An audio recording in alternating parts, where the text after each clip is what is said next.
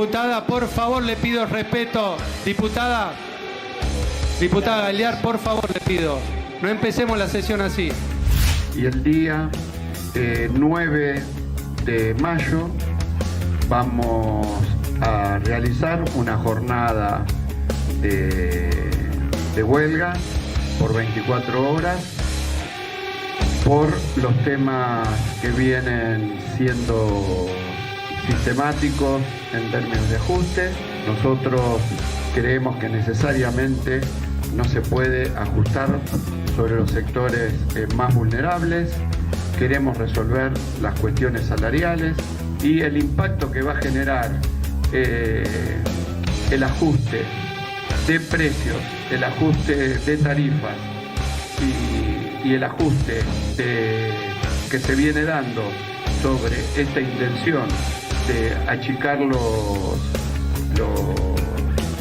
salarios, lo único que nos va a llevar es a un proceso recesivo mucho más profundo, que es al nivel que es inaceptable, ¿no? Entonces,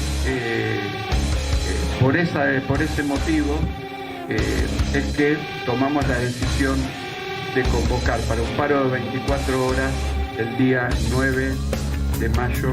Paro de 24 horas el día 9 de mayo. ¿Hay expectativa de revertir la votación de diputados en el Senado? Hay más misterio. ¿Qué vamos a seguir hablando con los senadores peronistas? Si saben que no se puede votar una ley donde se privatizan las empresas del Estado, vuelve el impuesto a la ganancia, quieren eliminar las indemnizaciones. Creo que ya está todo dicho. Hablaremos con aquellos que no integran Unión por la Patria. Hablaremos con aquellos que no integran Unión por la Patria. Yo estoy convencido que los 33 senadores y senadoras tienen que votar en contra.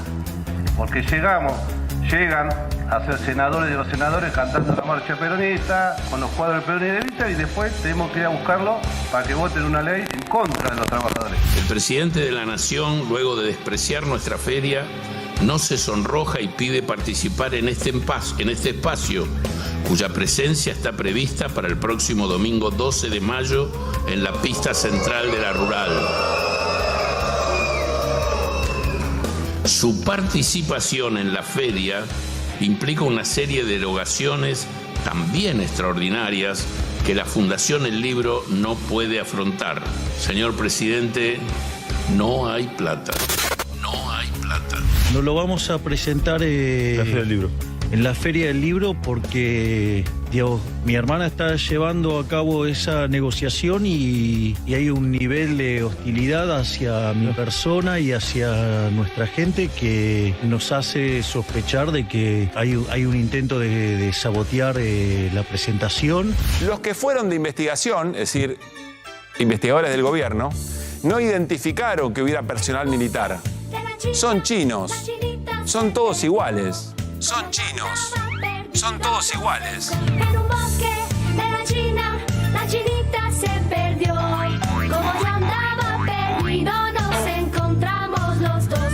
Era de noche y la chinita. Buenas noches, buen viernes por la noche, no es un día más, ya tratando de soltar un poquito la semana, poniendo modo fin de. Bueno, así estamos todos y todas, pero si nos gusta la charla política, el análisis, etcétera, estamos acá, así que nos divertimos y nos apasiona, por otra parte. Bueno, qué semanita. En la Argentina siempre, ¿no? Las semanas parecen que fuera muchísimo más tiempo, años en algunos casos. Pero ¿por qué jugamos con la idea de semana de 10 días? Porque es cierto, semana calendario, estamos terminando. Pero si uno lo piensa en términos políticos, pensemos una semana política. Es una semana que probablemente comenzó el martes pasado, no el anterior. ¿Por qué?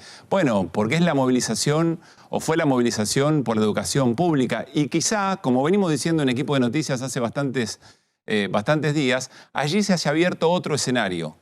Allí algo pasó, algo distinto ocurrió. Una movilización pero tan importante que hace repensar al propio gobierno. Che, pero lo que pasa en la calle, que a nosotros en realidad nos pasaba un tanto inadvertido, nosotros que vivimos en lo digital, que llegamos acá hasta lo digital. Esto que acaba de ocurrir, esta plaza tan llena como hace décadas que no ocurría. Esto que Milei tradujo en soy tan grande que se necesitan juntar tantos para hacerme frente. Quizá, ¿no?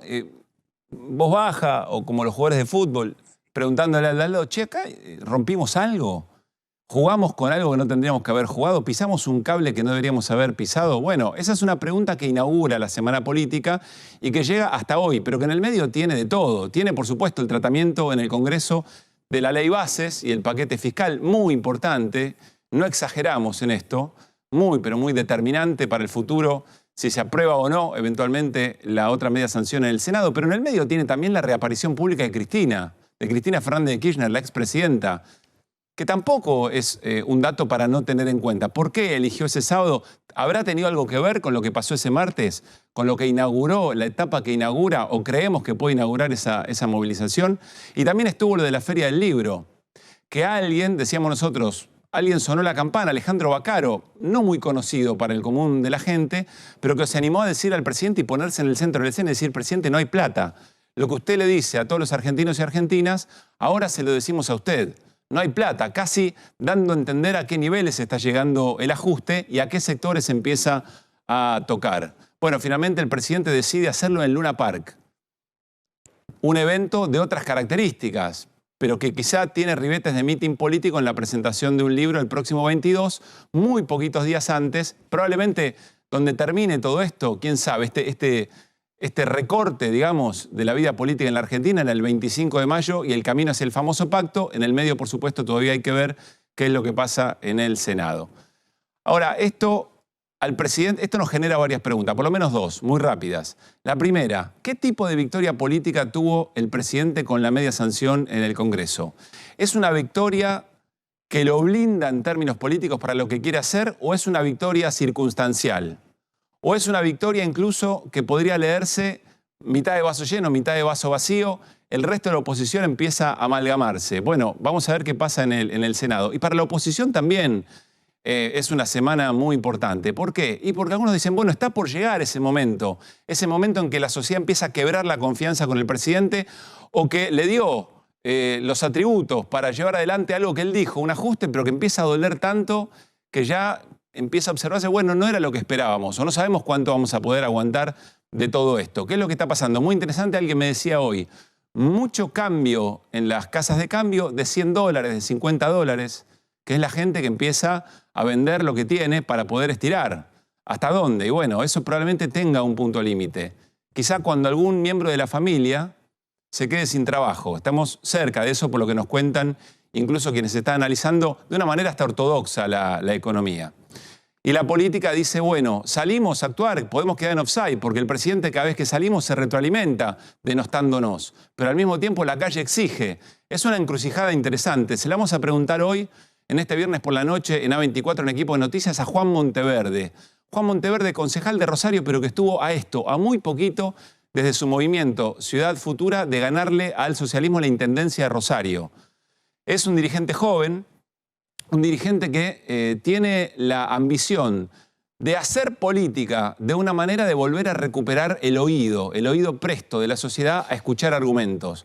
Es muy interesante ese desafío, veremos si lo logra, lo vamos a charlar con él en un rato nada más. Ahora, Milei al mismo tiempo está presionado por los propios, muy presionado por los propios, en términos de lo que está pasando con el plan de estabilización, que algunos dicen, economistas liberales dicen que no existe, el propio Milei dice que sí. ¿Se acuerdan? En la Fundación Libertad también pasó eso en esta semana de 10 días.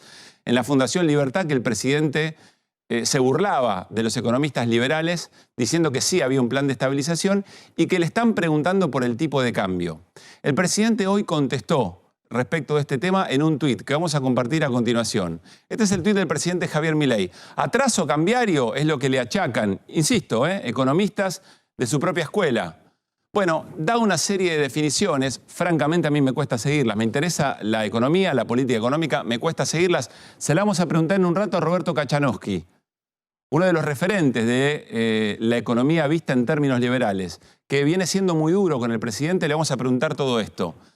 Finalmente dice, da una suerte de punteo, 5 puntos de lo que está pasando y lo que tiene que pasar para que se lo entienda el presidente. Pero sobre el final dice, estamos frente a un caso de apreciación cambiaria, es decir, el dólar cada vez más caro, o a un caso de reacomodamiento de precios relativos donde Argentina es cara en dólares dada su estructura fiscal y regulatoria. Lo de los precios relativos es interesante. Hoy un diputado de Unión por la Patria me lo definió de una manera muy, pero muy llana. Cada vez que te hablan de precios relativos, vos preguntante, ¿relativos a qué? ¿Relativos al valor del dólar o los precios relativos en valor al salario? Ese es el que hay que observar. Claro, el salario relativo a lo que sale el pan, a lo que sale el alquiler, a lo que salen las tarifas. Ahí podemos entender un poco más qué es lo que está en juego. Pero yo les decía, los propios economistas liberales lo están mirando con ojos muy serios a Milei y muy críticos. ¿Por qué? Porque sienten que se juegan la ropa. ¿Qué quiere decir esto? Bueno, lo entienden a Milei como un economista libertario de manual o liberal de manual que llega a la presidencia, que en el nombre del liberalismo lleva adelante un plan económico que es político y que es social, pero que tienen miedo que la choque. Y si Milei la choca y sale mal, se lleva puesto a toda la teoría económica liberal. Miren lo que dice Guy Sorman. Guy Sorman publicó una nota en el diario ABC de España, que es un diario muy conservador.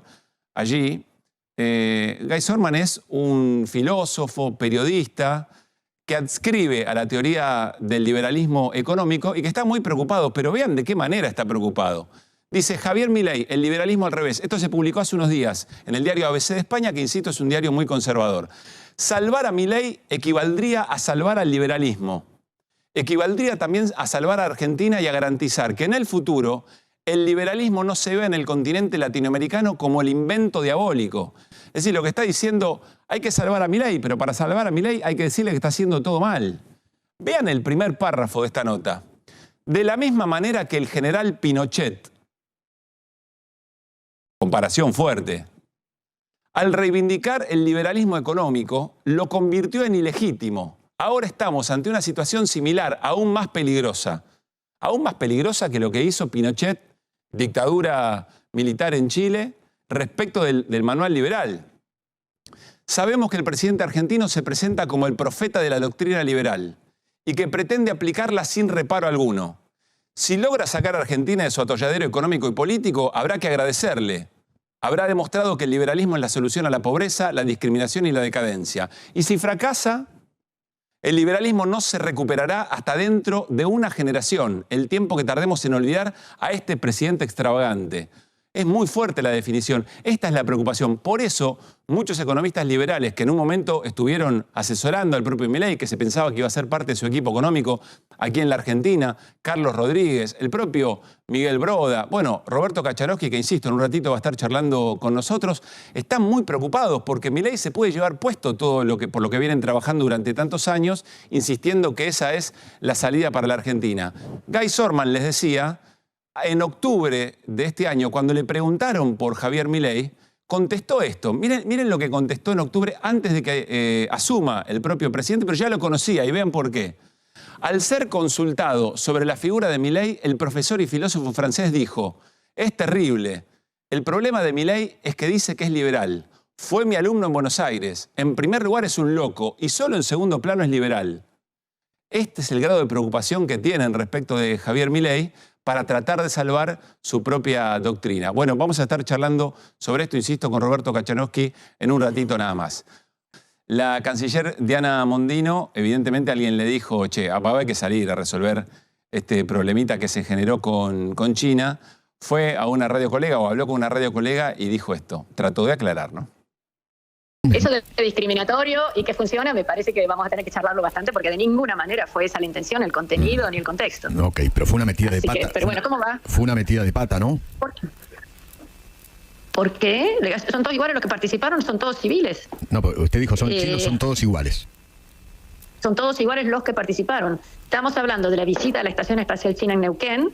Es una visita que fue hace pocos días, 10 más o menos. Sí. Y lo que fui, destaqué la naturaleza civil del personal, que no había uniformes. Los argentinos también eran todos iguales, ninguno estaba uniformado. Cualquier cosa. Difícil levantar el asunto a tal punto, otra vez la sección, ¿no? Cómo será la barranca, que el sapo la sube al trote, pasó Feynman y dijo, che, es una metida de pata.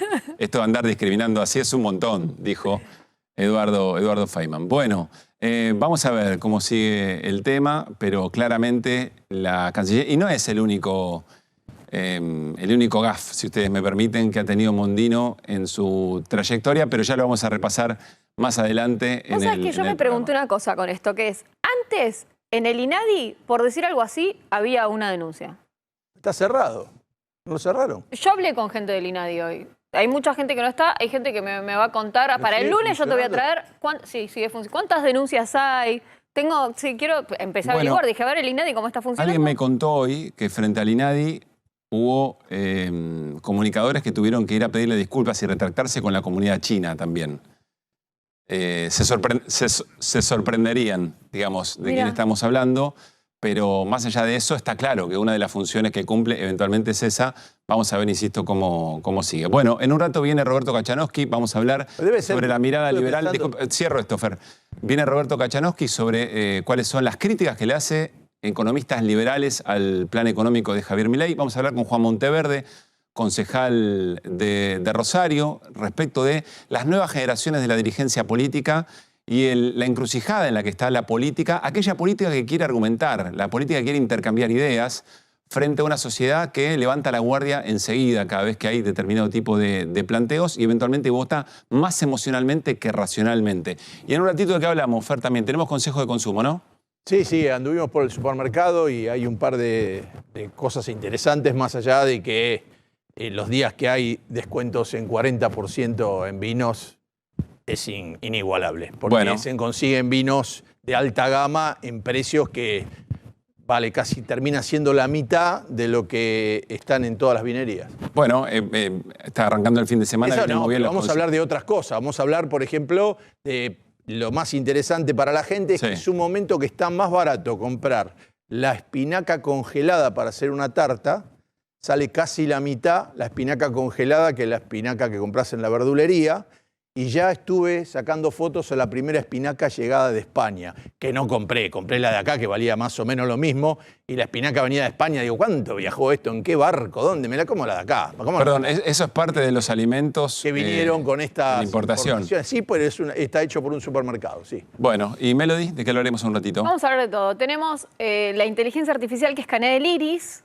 ¿Qué está pasando? ¿Llega a la Argentina o no? En esto de que llegan la lluvia de inversiones o no. Bueno, ¿qué tantas inversiones llegan y cuáles y de qué manera? Con mucha preocupación, porque eso está prohibido en muchos países, ¿no? Muchos. Está en Portugal, en España. Después yo te voy a adelantar todo. ¿Y qué va a pasar el lunes? ¿Qué servicios van a estar activos y cuáles van a estar paraditos? Un tiempito, tampoco te asustes tanto, pero más luego te contamos todo. Bien, por el tema del paro, que no es paro, en realidad son asambleas. Sí, son asambleas que van a estar realizando algunas de los sindicatos. Importante servicio para el lunes. Bueno, nos acompañan en el living. Ya está Roberto Kachanowski esperándonos. Roberto, ¿cómo estás? ¿Cómo te va? Gracias por haber venido. Un gusto. Muy amable. Sí, viernes por la noche te tiene que gustar tanto como a nosotros. Sí. Esta charla y esta discusión. No es la parte más divertida, ¿no? Pero no importa. No, pero son importantes, porque hay un desafío. Ahora nos metemos en tema. Sí. Es un momento para alguien formado como vos, que más allá de las miradas y las corrientes que están en juego, te interesa mucho el argumento, te interesa fundamentar, explicar, y es un momento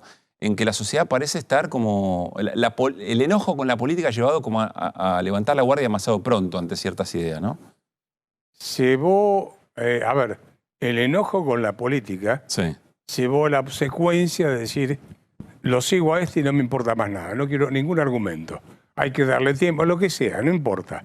Podés esgrimir todos los argumentos que quieras. Y ojo, inclusive a profesionales, profesionales, economistas, amigos, vos le decís, bueno, pero no se puede, o sea, argumentos que son propios de alguien que no conoce economía. Claro. Y entonces te encontrás con que hablas con una pared. Y esto debilita el debate, debilita la política, debilita la democracia eventualmente. Mirá, una vez aprendí, si mal no recuerdo, de Jonas Stuart Mill, decía, los debates no son para ganarlos. Los debates son para aprender. A ver, siempre se sale ganando de un debate. ¿Por qué? Vos y yo estamos discutiendo. Vos tenés una posición y yo tengo otra. Suponete que vos me convencés que yo estaba equivocado, salgo ganando. Suponete que yo confirmo que estaba en mi posición correcta, salgo ganando. Sí. Suponete que medio y medio, los dos salimos ganando. Entonces los debates no son, te gané el debate, te hice pelota. El debate es para mejorar el conocimiento de cada uno. Claro. Y acá se lo toma como te hago pelota, te gané, te destrocé. Y la verdad que es una estupidez. Tenía un amigo fallecido que decía, mira, si querés ganar el debate te lo regalo. A mí me interesa encontrar la solución, ¿no? Claro. Si lo que te interesa es ganar, toma, llévatelo. Sí, llévatelo. A mí me interesa el intercambio. No. Ahora, si querés que busquemos una solución o discutamos ideas, me parece que ahí sí. Roberto, quiero compartir con vos, lo hicimos en la apertura del programa, pero es bueno volver a compartir el tuit de Javier Milei hoy, frente a la discusión que hay respecto de si el dólar está atrasado o no está atrasado, si hay un plan de estabilización o no y demás. Vamos a compartirlo. Yo te voy a ser franco. A mí me gustaría entender primero, después tratar de ver a quién se lo dice y por qué se lo dice. Atraso cambiario, dice el presidente, dice, si bien es imposible conocer los parámetros profundos para toda la humanidad en el presente, en el futuro, por lo que solo de casualidad un ser humano podría determinar el vector de precios de equilibrio, me da ganas de decir, etcétera, etcétera. Dice, la pregunta sería, dado el superávit financiero en el Tesoro, la base monetaria constante, brecha casi nula con compra de reservas netas, saneamiento del Banco Central, levantamiento de restricciones en el mercado cambiario todos los días hasta poder salir del cepo. Y finalmente viene la pregunta, que me parece que está en el centro de esta discusión, ¿no? ¿Estamos frente a un caso de apreciación cambiaria o a un caso de reacomodamiento de precios relativos donde Argentina es cara en dólares, dada su estructura fiscal y regulatoria? Tenemos todo el tiempo del mundo para que nos traduzcas un poco qué es lo que está en discusión y con quién está discutiendo el presidente. ¿Y qué dijo? ¿Y qué dijo? Una vieja frase. Había 3 columnas, hace muchos años que lo vi, que vos elegías, eran 10 números. Cada número tenía una palabra. Y eran 3 columnas. Entonces vos elegías el número 328. Entonces te salía planificación dimensional estratificada. Después elegías 227. En base a una política global infusa. Entonces ibas armando frases, nadie entendía de qué estabas hablando, pero todo te decía, ¿cómo sabe este tipo? Nadie se iba a animar. Bueno, es más o menos eso. Mi tía Porota no entiende que el común de la gente entiende lo que quiso decir ahí. Pero entonces eso nos lleva a la pregunta, ¿a quién se lo está diciendo? Primero hay que ver qué es lo que quiere decir finalmente, es que el tipo de cambio oficial está en equilibrio. O sea que no está atrasado ni nada. Que el dólar en relación con el peso están bien. Es lo que exacto. Y me extraña él, que es un liberal, que él cree que es liberal, digamos, fundamentalista o libertario, no sé qué, y que los precios son sagrados, que diga que el tipo de cambio es de equilibrio es un tipo de cambio oficial. Porque vos cuando pones un tipo de cambio oficial, estás poniendo un tipo de cambio máximo. Yo no sé, mandé un gráfico, no sé si se podrá usar. Lo tenemos, ¿no? Cuando vos digas, vamos a la pantalla. Nos tenemos que parar y mostrarlo. Cuando vos digas. Si querés lo mostramos ahora. Dale. A ver, no sé dónde lo tenemos. Mirá, vení, acompañame. A ver. Lo levantamos. ¿Hasta dónde vamos? Vamos a la principal. Mirá. Acá. Esto es lo primero que enseñás cuando das clases de economía. Sí. Vos al tipo le dibujás la curva de oferta y demanda. Entonces, ¿qué decís? Esta es la demanda, esta es la curva de oferta y esta es la curva de demanda. A medida que baja el precio, aumenta la cantidad demandada. Esta es la cantidad demandada. Es la demanda de determinados productos y bienes. Claro, cualquier producto, ¿no? Sí. Baja el precio y entonces aumenta la cantidad demandada. Y viceversa, baja el precio, disminuye la cantidad. Claro, porque la gente tiene menos capacidad para comprarlo. Baja el precio, cuando baja el precio, vos tenés menos ganas de vender, ¿sí? Y cuando baja el precio, ¿sí? Cuando baja el precio, vos demandás más, ¿correcto? Muy bien. ¿Dónde está el equilibrio? En lo que sería P1. Este es el mercado. Mira, acá está el equilibrio del mercado. Eso es para los tomates, para las sandías y para el dólar. ¿Dónde pones un precio máximo? Si yo te digo, mira, acá tenés que poner un precio máximo, ¿dónde lo pones? Arriba del nivel de mercado donde está el equilibrio, acá, por ejemplo, abajo o en el nivel de mercado. Siempre, por definición, lo pones abajo. ¿Qué sentido tiene que si el mercado está operando en 1000, vos pongas un precio de 1500 o de 1000? Vos vas a poner uno más bajo. Siempre, por definición. ¿Para qué vas a poner un precio máximo si el mercado opera 800?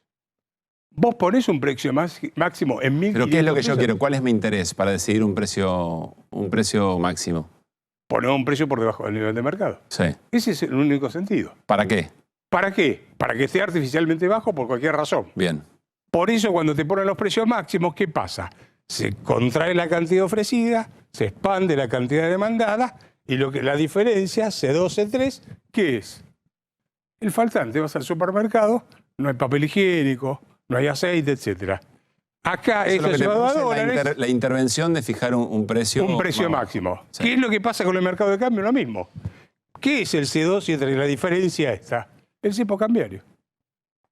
¿Se entiende? ¿Cómo esto, de qué manera esto, si querés nos volvemos a sentar, de qué manera esto contradice o pone en problemas al presidente cuando nos está tratando de explicar que no hay atraso cambiario? Y que está diciendo, que me disculpe Javier, pero está diciendo una burrada de introducción a la economía. Yo lo he hecho desde acá del año 1050. Si me dice que el tipo de cambio de mercado, el tipo de cambio oficial, es de equilibrio, lo que él me está diciendo es que a ese precio no hay demanda insatisfecha. ¿Correcto? Lo que te mostraba antes. Sí, el equilibrio. El equilibrio. Sí. No hay demanda insatisfecha. Si no hay demanda insatisfecha, levanta el cepo.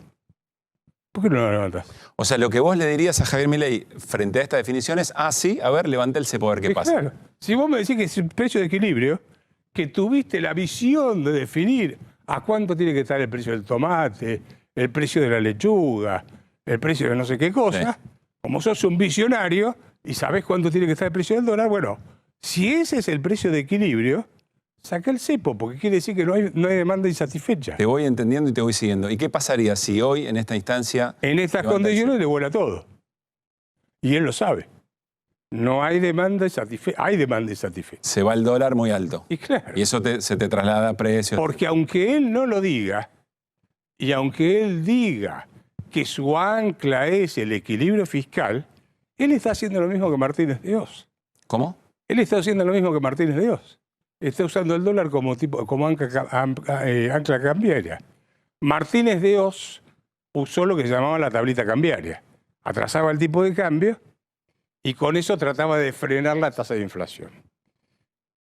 Él está haciendo exactamente lo mismo que se hizo infinidad de veces, con Martínez de Oz, con otros ministros, un montón de ministros pusieron un precio máximo del dólar. Y siempre terminó mal.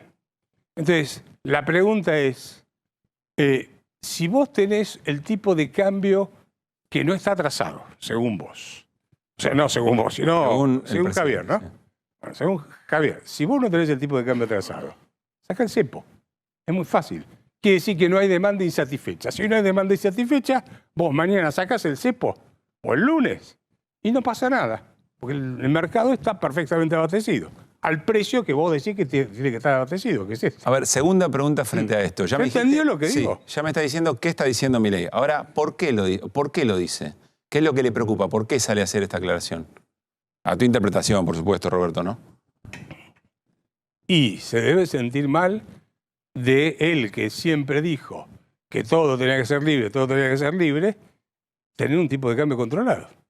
Cepo cambiario, control de cambio. Eso es propio de los gobiernos intervencionistas.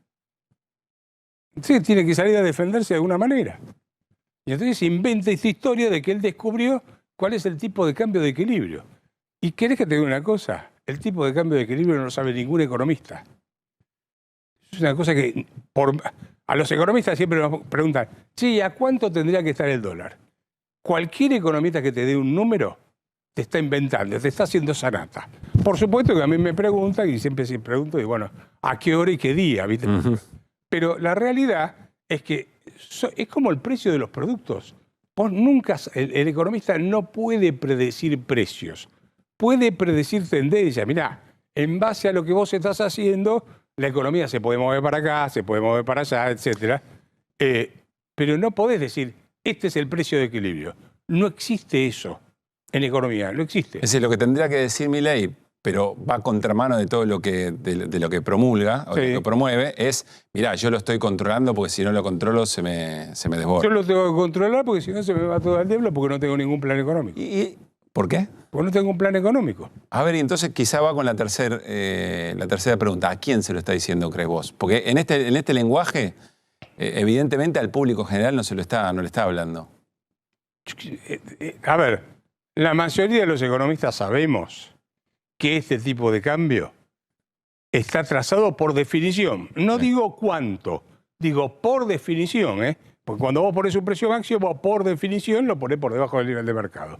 Por lo tanto, por definición pusiste el tipo de cambio en un nivel que no es de equilibrio. Lo tenés atrasado. Si a eso le sumás que vos largaste en el 13 de diciembre de valor, lo llevó 800 pesos o cosas por el estilo. Hay quien dice que el tipo de cambio está ya en esos registros, digamos.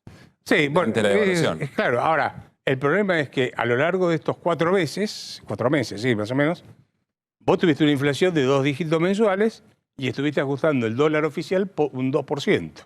No, tuviste más inflación en estos meses. Más que 2%. No, la inflación fue de 2 dígitos mensuales. Ah, de 2 dígitos. Y el tipo de cambio, al 2%. Yo por ahí lo escribí. Sí, está bien. Y el tipo de cambio lo estuviste ajustando 2% mensual. Sí. Con lo cual, fuiste atrasando más.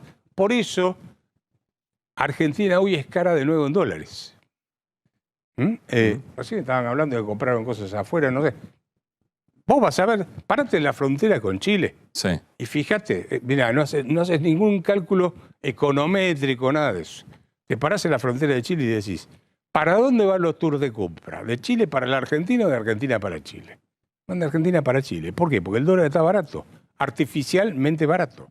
Porque además, lo que se conocen como dólares libres, el contado con liqui, el MEP, etcétera, tienen un montón de regulaciones que hacen que no sean libres. Por ejemplo, tenés el parking, tenés un límite de operación máxima en el contado con liqui, tenés que hacer depósitos $50, etcétera. Un montón de regulaciones absurdas que hacen que tenés el dólar blend. Entonces, mezclas todo y artificialmente bajas el tipo de cambio. Roberto, recién estábamos leyendo un par de párrafos, una nota que salió en el diario ABC de España, de un economista francés, filósofo, periodista, liberal, que él dice... Ya sé. Guy Sorman. Que él dice... Conozco personalmente, sí. La preocupación que tenemos que tener respecto de Milei es que si a Milei le va mal, y él dice, como creo que le va a ir, nos va a llevar puesta toda la teoría liberal económica. Es decir, para que vuelvan a confiar en nosotros y en nuestras ideas va a tener que pasar mucho tiempo. ¿Esa es una preocupación que vos como liberal tenés, que tus colegas liberales tienen? Yo sí. No tanto de mis colegas liberales, porque muchos se han ido para allá y quedás solo prácticamente, ¿no? O sea, quedás como solo discutiendo. O sea, bueno, pero he escuchado a Carlos Rodríguez, lo escuchó. No, Carlos Rodríguez se dio cuenta, sí. Proda también está bastante crítico. Sí, pero digamos, tengo muchos más amigos liberales que los conozco de hace muchos años. Sos a los que te referías antes, que no te quieren ni discutir. No quieren ni hablar ahora. Pero no importa, bueno, cada uno es libre de hacer lo que quiere. Guy Sorman es un economista, filósofo. Yo lo conozco en el año 85, venía seguido a la Argentina en una época. Un tipo muy capaz. Él y Henri Lepage, los dos franceses, eran muy buenos economistas. Bueno, ahora están mayores, ¿no? Y él lo que dice justamente es eso. Creo que salió en La Nación publicado inclusive. No la vi en el ABC de España, pero puede ser. Pero creo que en La Nación reprodujo el ABC de España, sí. Y él lo que dice es, bueno, guarda porque si esto va mal, la culpa va a ser de los liberales y entonces vamos a quedar en el desierto comiendo sardinas eternamente. Y ya nos pasó más de una vez. Entonces, esto me preocupa, pero déjame que me base un segundo en la economía. Y a mí lo que más me preocupa no es que la pifien el tipo de cambio o qué sé yo, no sé, en alguna otra medida económica. Me preocupa los valores que son inherentes al liberalismo, que son básicamente respetarte. O sea, vos fíjate que la confrontación es algo normal y constante en él. Hoy creo que hoy enfrentó a un español, no me acuerdo a quién. No sé quién tuvo la culpa, no importa. Pero es como que si la pelea y el enfrentamiento fuese la forma de vida de ellos.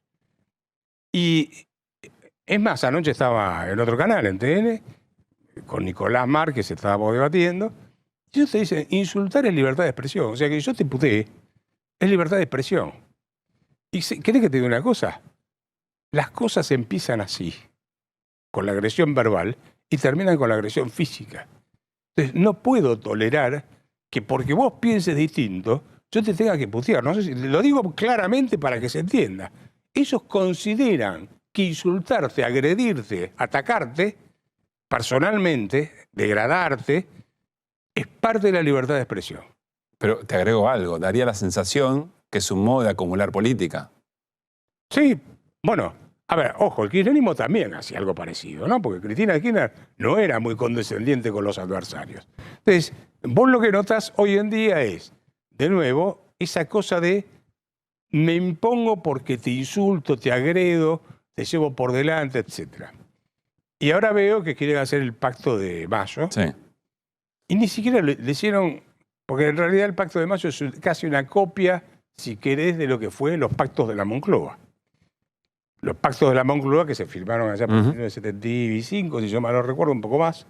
No, en 75 muere Franco. Para dejar atrás la guerra civil española. Sí, bueno, pero Adolfo Suárez, que era el presidente del gobierno español en ese momento, tuvo que lograr con los militares que todavía tenían fuerza en España, tuvo que lograr sentar en la misma mesa a los comunistas, a Carrizo, a los socialistas, Felipe González, que no era el socialista que conocemos ahora, era de ir al Kremlin, que era zurdo el tipo, ¿no?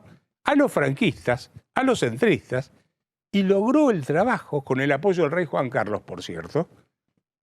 Es más, él cuenta en su libro que se juntaba de noche con Carrizo, que era el comunista, a oscuras, en la noche, para convencerlo que se sentasen a la mesa y todos firmasen lo que se llaman los pactos de la Moncloa. ¿Y qué querés decir con eso? ¿Por qué lo traes al hoy y al Pacto de Mayo? Porque los pactos de la Moncloa, que son la base de la salida de España, una vez muerto Franco, lo que se hace en los pactos de la Moncloa es...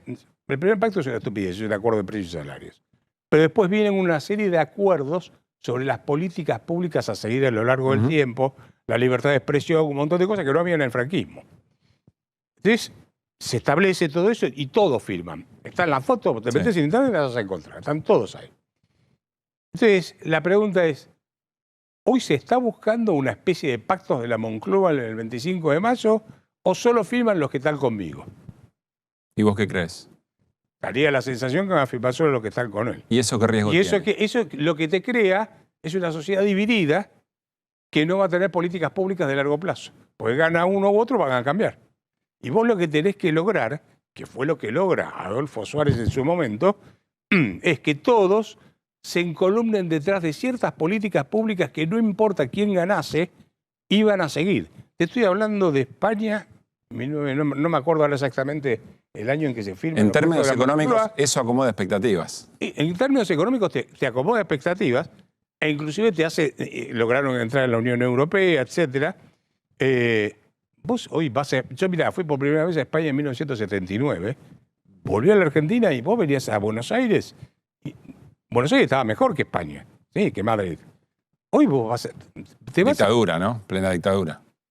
¿En dónde? 79 acá. Sí, bueno, pero en España todavía no habían tenido elecciones, porque creo que la primera elección, si no es, mal no recuerdo, es en el 81 con Felipe González, ¿no es cierto? Pero digamos, la Argentina la ciudad estaba mejor.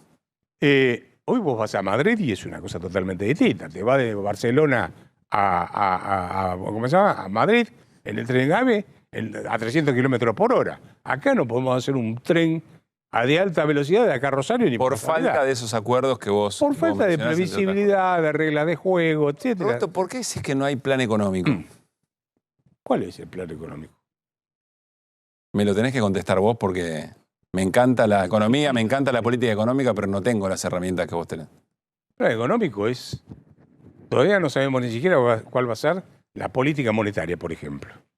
Pasó de tener los 10.000 millones de dólares en el celular, que ya se lo habían prometido, ahora vamos a una competencia de moneda, todavía no puedo sacar el cepo. No sabemos cuál va a ser eso, no sabemos cómo va a desregular la economía, cómo lo está haciendo. Fíjate que tiene problemas. Avanza y retrocede, como por ejemplo el tema de prepagas. Entonces, le falta explicitar un programa y convencer a la gente. Me van a decir que los empresarios que lo aplauden, etcétera. Mira, yo hace 40 y pico de años que ejerzo la profesión Yo he visto a los mismos empresarios aplaudir a Grispun, a Zurruil, a Cavallo, a Roque Fernández, a Machinea, a qué sé yo, no sé. O sea, no es un indicador de plan económico. No, para nada. Que los empresarios aplaudan a un tipo en particular es lo más común. Te aplauden al que está, directamente. No te digo todos, obviamente, siempre. Pero eso no es un indicador de nada. Mañana, ¿viste cómo estaba Macri parado aparte? Sí. Bueno, le toca a él y se van con el otro. No es, pero eso lo he visto muchas veces, así que no es un indicador. Yo te diría que, en rigor, Argentina está viviendo un momento en el cual es cierto que él sigue con minoría, pero al llegar con minoría al Congreso, vos tendrías que haber tenido una actitud más de diálogo con los que estaban dispuestos, probablemente con el kirchnerismo, no es lo que vas a poder lograr. ¿Y no es lo que pasó ahora en la media sanción? Sí, bueno, a ver, sí, ahí él logra cede cosas, pero hay cosas que a mí no me terminan de convencer de esa ley ómnibus. Te digo, por un ejemplo. Salió la ley o el capítulo de las RIGI, que son las... promoción de inversiones. Sí, las grandes inversiones. ¿Sí? El régimen de inversiones, de incentivo a las grandes inversiones. Entonces tenés una serie, para los que inviertan más de 200 millones de dólares, tienen una serie de ventajas aduaneras, impositivas, cambiarias, bueno, todo tipo de beneficios. El principio del liberalismo es la igualdad ante la ley. O sea, aunque vos no invertís 200 millones de dólares, invertís 5.000, tenés los mismos derechos que el otro. No puede ser que los derechos estén determinados por la cantidad de plata que tenés. Eso es un disparate típico de los sistemas autárquicos o de las monarquías, que decían, bueno, vos tenés guita, estás conmigo, vos no sos un poligrillo. ¿Lo ves más monárquico que liberal, a mi ley? A ver, pero lo que te estoy diciendo es, vos no podés definir derechos por la cantidad de dinero que estás invirtiendo. Los derechos son porque sos persona física o jurídica, pero no por la plata que tenés. Bueno, primer error. Te diría, me parece bien, por ejemplo, el caso de quitar todas las multas a los que tenían gente en negro. Listo, bueno, ok, macanudo. Limpiamos. Ahora, la pregunta es, el que hoy está trabajando en no el empleador, sino el empleado. Que está informal. Que no está registrado. Y cobra plan social. ¿Quiere dejar el plan social para pasar a el sistema formal? Mira, yo recorro el país dando charlas. La primera pregunta que hago cuando llego y me pongo a charlar con la gente, digo, che, ¿consiguen gente? Y en negro sí, en blanco no, porque no quieren perder los planes sociales. Entonces, hoy tenés un volumen de planes sociales que hace que el tipo con eso pueda vivir, se hace unas changas y está. Entonces, por más que quites esa medida, o sea, le quites la multa, vos podés decir, como empresario, podés decir, che, vení que te pongo en blanco. Y yo te voy a decir, ni loco. Ahora vuelvo a empleo y salario, pero Fernando tiene una pregunta para Roberto. Sí. Fer. Sí, a ver, ya... El nivel de actividad y de empleo está cayendo de una manera que yo pocas veces vi, y mire que me gusta el tema de la economía. Me doy cuenta además por la zona esta, donde estamos en pleno Palermo, y hay días que parece ya no hay ni trapitos, porque venían los trapitos Mangarte, che, vas a estacionar el auto porque te encierran laburo en el canal. Bueno, no están más. Hay boliches vacíos de una manera que yo pocas veces vi. ¿Usted cree que esto, digamos, paradójicamente, a la vez, los activos argentinos, el Merval, los bonos argentinos, van así, en una flecha que va hacia arriba y no terminan de subir? Y lo otro va hacia abajo y no termina de bajar. Una de las dos flechas va a tener que cambiar de rumbo, porque se va a terminar juntando la economía real con la economía financiera. No sé, supongo que usted cree que se va a pinchar la de arriba, no sé. Pero ¿cómo se resuelve esto? Porque parece que, por un lado, los que dicen de afuera dicen, che, los números son bárbaros, pero el nivel de actividad es un desastre y se está retrasando el dólar. ¿Cuál es el pronóstico suyo de la actividad económica en los próximos meses? A ver, la economía, primero, soy de observar también la cantidad de locales vacíos que hay. Cuando Cuando voy manejando no tanto, para no llevarme a ninguno puesto, pero cuando recién venía en un remis, y voy contándolo. Es más, me entretengo contando locales. Mirá este. Y acá a 2 cuadras, 3 cuadras, lleno de lugares donde siempre hay restaurantes cerrados, locales cerrados se alquila. Yo vengo desde Olivos, por Libertador, empecé a ver cantidad de locales cerrados. Digamos que no sería muy científico mi cálculo, pero contesto a la pregunta. Hay 3 motores que mueven la economía. Uno es el consumo, otro es la inversión y otro es la exportación. Vamos uno por uno. Consumo. Para que el consumo crezca tiene que subir el salario real. Y para que suba el salario real tiene que haber inversión, etcétera, etcétera. Tiene que mejorar la calidad de trabajo, bajar la desocupación. Eso lleva tiempo. De manera que no lo veo como motor en el corto plazo. ¿Ok? En el mejor de los casos se frenará la caída. Pero se cristaliza en un nivel muy, muy dispar de salario. Claro, pero en sí, hasta ahora cayó brutalmente el salario, pero lo que digo es, ¿por qué va a rebotar el salario? O sea, ¿cuál es la razón por la cual va a subir más que la inflación? No me queda claro, no lo veo. Y el fundamento para que el salario crezca es, tiene que haber inversiones, demanda de mano de obra, mejores condiciones laborales, etc. Ese lo saco. Inversiones, por más que hagan todo bien, Argentina hizo tantas macanas desde el punto de vista institucional, cambio en la regla de juego, etcétera, etcétera, violó derechos de propiedad, hizo todas las barbaridades que uno puede imaginarse, que vamos a tener que transpirar sangre para que alguien venga y ponga una fábrica de hamburguesas en la Argentina.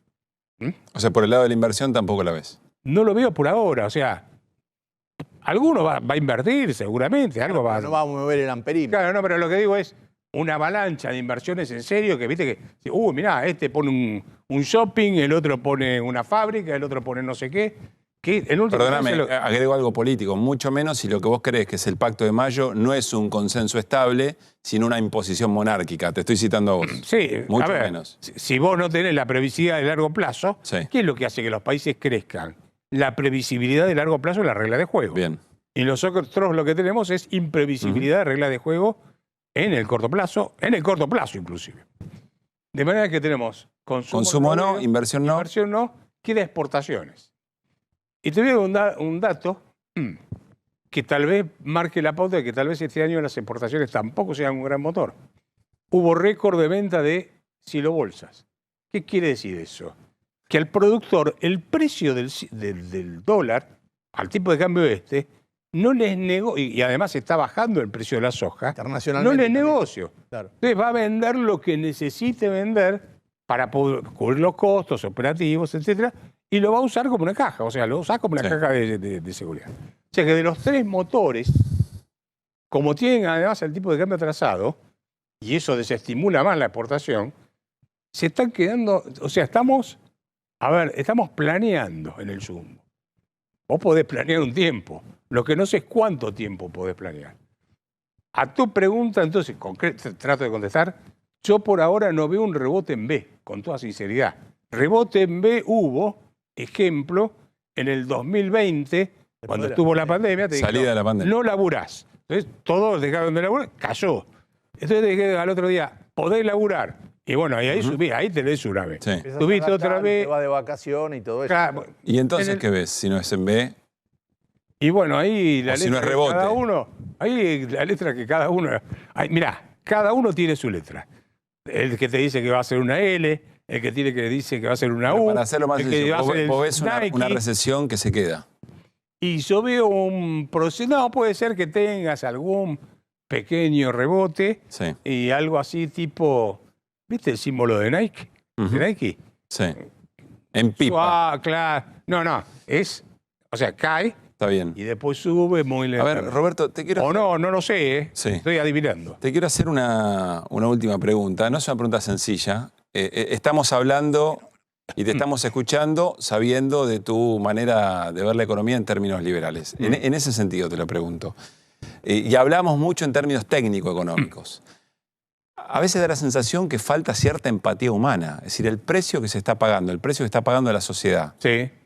para eventualmente el experimento Milei, pero eventualmente para salidas muy ortodoxas desde ese lugar, es decir, a esperar o a un ajuste necesario. No es muy crudo, no es muy grave. La gente la está pasando realmente muy mal. Y cuando vos ves las encuestas, la gente reconoce que vive peor, la gente dice que le cuesta mucho, que el esfuerzo es muy grande, pero que eventualmente en términos políticos y de emocionalidad le queda un compás de espera o cierta esperanza para esperar a ver qué pasa con Milei. Pero te lo pregunto en serio, desde una manera humana de ver la economía. ¿No es muy grueso lo que se está pidiendo, el sacrificio? A ver, lo que pasa es que le está recayendo todo el esfuerzo sobre el sector privado. Te lo voy a poner de esta forma. Él cuando en la campaña electoral dijo, antes de subir un impuesto me cortó un brazo. No sé si lo recuerdan. Llegó y lo primero que hizo, el 13 de diciembre, ¿cuándo fue? No me acuerdo, el 10 de diciembre.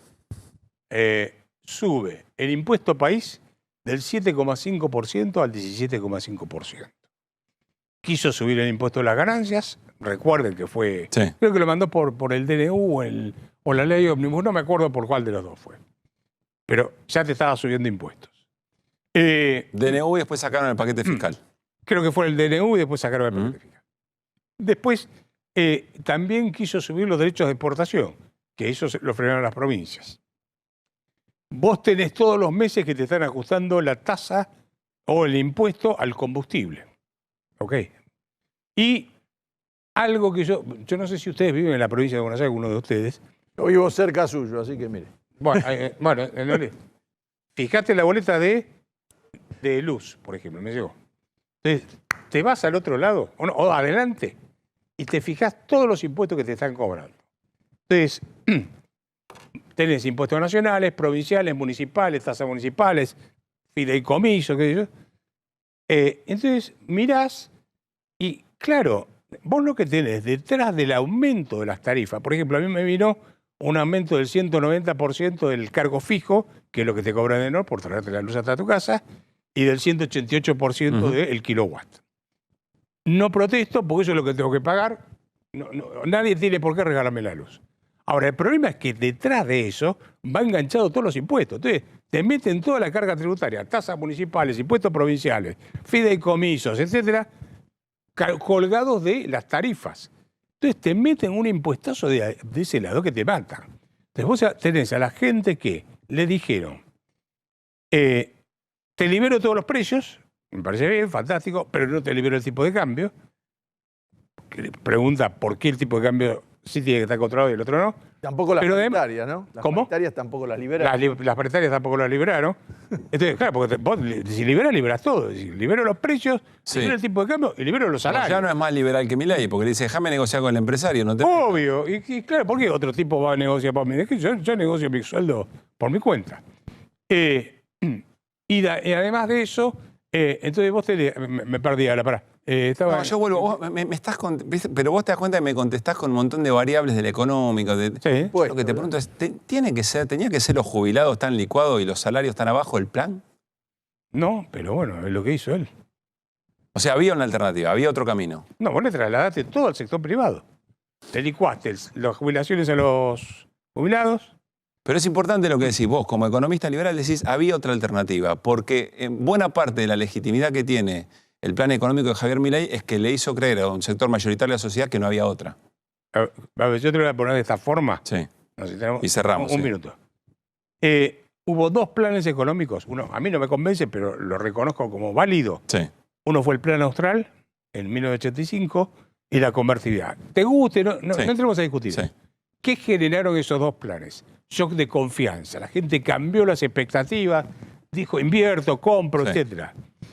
Acá lo que tenés es un shock de esperanza. O sea, espero que le vaya bien, pero no confianza, que son dos cosas distintas. Bueno, entonces, eso no tiene, es importante, porque una cosa, en la confianza vos actuás, hacés, tomás decisiones, comprás, consumís, etcétera. En la esperanza decís, bueno, aguanto como puedo. Ahí es donde decís, no hay plan económico. Ahí digo, donde no hay plan económico. Roberto, muchas gracias por haber venido. No, gracias a ustedes por haberme invitado. Buen regreso y buen fin de semana. Gracias. Bueno, nos vamos a ir a la pausa y al regresar ya está en los estudios de A24 Juan Monteverde. Insisto, concejal de Rosario, estuvo a un tri de ganarle la intendencia a Havkin con una manera de hacer política bien distinta, con un desafío de volver a algo que charlamos con Roberto, incluso en las antípodas quizá del pensamiento, pero volver a la idea, al argumento y que eso efectivamente genere nuevamente una restitución en la representación política. Enseguida hablamos con él. Ya venimos. Muy bien, seguimos en equipo de noticias y como les dijimos ya está Juan Monteverde para charlar con nosotros, concejal en Rosario y con Ciudad Futura, su espacio político. Estuvieron muy cerquita de ganar la intendencia allí en Rosario con una experiencia de renovación, si ustedes quieren, del modo de construir política, del modo de interpelar a la sociedad, que en estos tiempos es todo un desafío, sobre todo para el sector del progresismo, centroizquierda, etc. Gracias, Juan, por estar acá. No, gracias a vos por la invitación. Que además se estaba yendo para Rosario y para venir acá se quedó un cachito más, así que a la familia, a los amigos, muchas gracias por el sacrificio.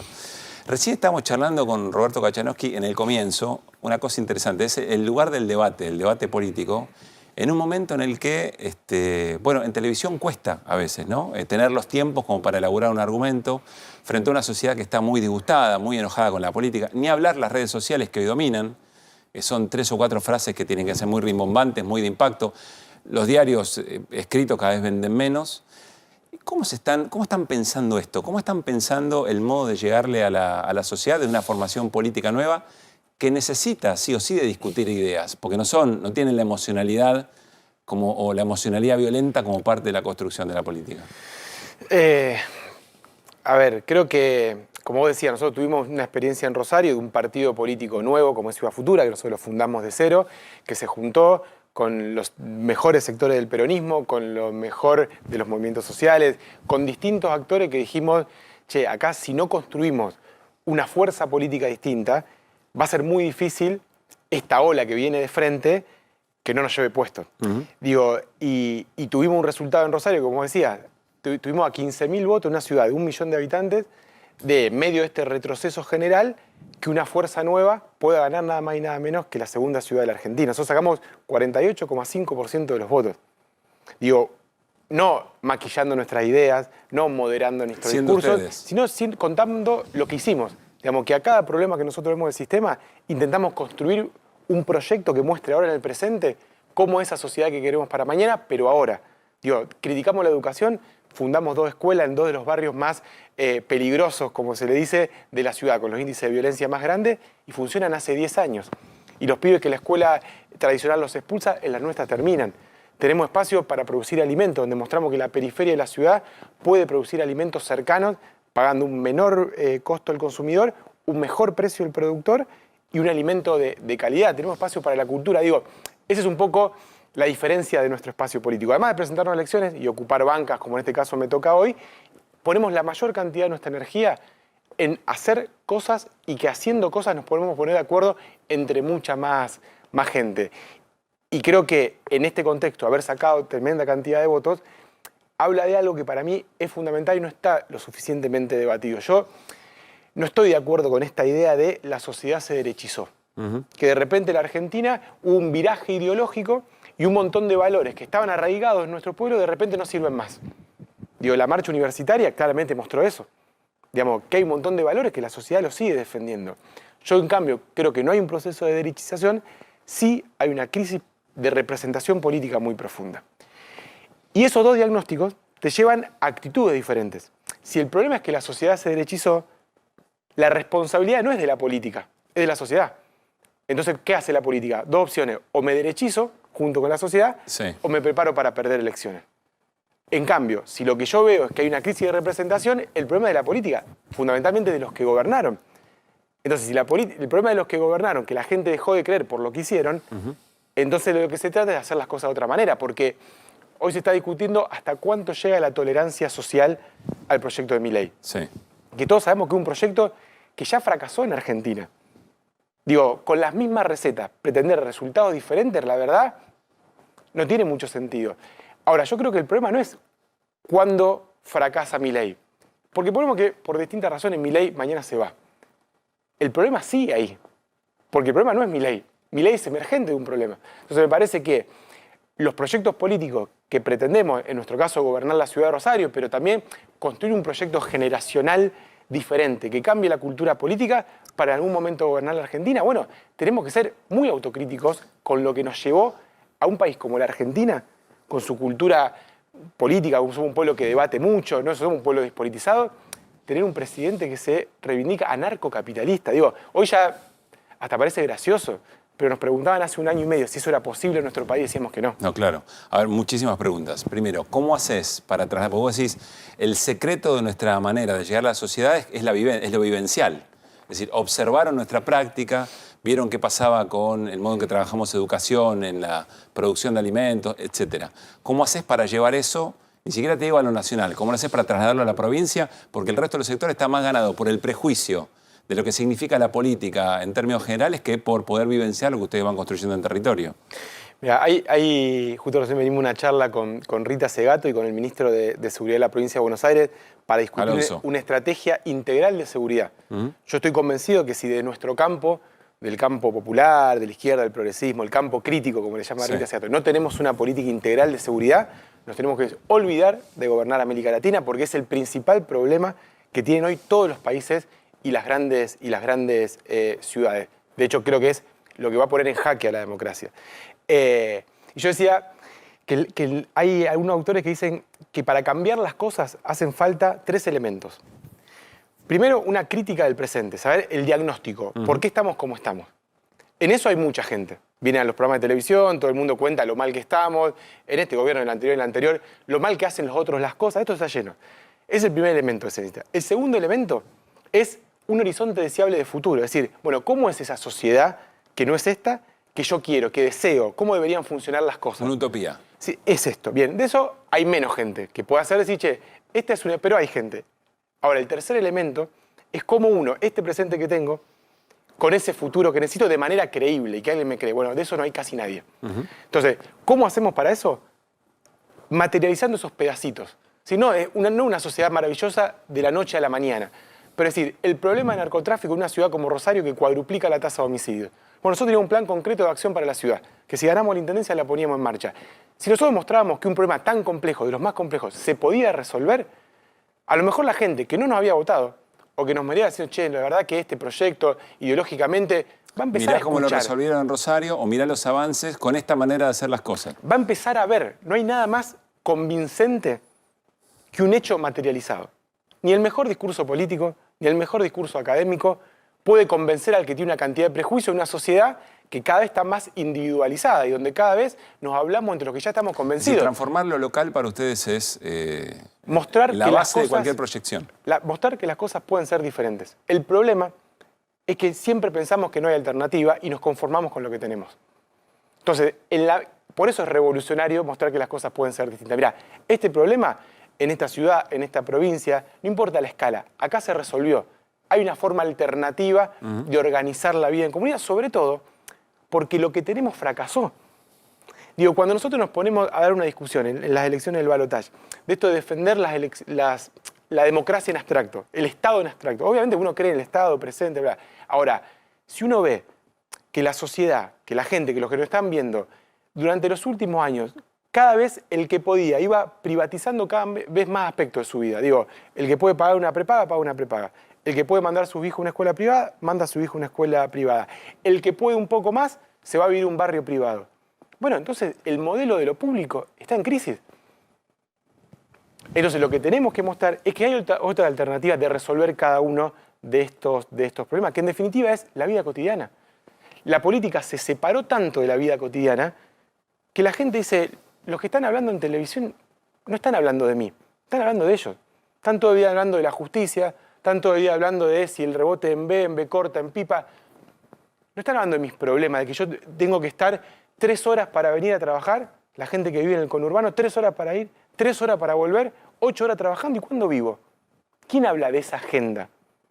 ¿Quién habla de la agenda de mi generación que, salvo por el mecanismo de la herencia, jamás va a poder comprarse una casa? Nunca. Para vos la discusión del Congreso de la ley de bases está muy lejos de lo que le pasa a que tiene que tomarse 3 bondis para venir a laburar. Si no estuviera tan lejos, las plazas estarían llenas. Si esa discusión, si la mayoría de la gente ve que ahí se están llevando un pedazo de nuestro futuro, la gente sale y defiende. ¿Y por qué no lo ve? ¿Por qué no lo entiende? Porque no hay nadie que lo pueda traducir. ¿Por qué la gente salió a defender la universidad pública y no otras marchas. Y porque claramente ahí se visualizó, che, acá hay un valor que en nuestro país nos hace diferente al resto. Que si vos podés, vas, abrís, nadie te para, vas y podés tener un título producto de tu propio esfuerzo. Que eso no existe en ningún país de América Latina. Entonces eso es un valor que nosotros tenemos que defender como país. Por más que no haya plata, eso hay que defenderlo. Dijo un conjunto importante de la sociedad.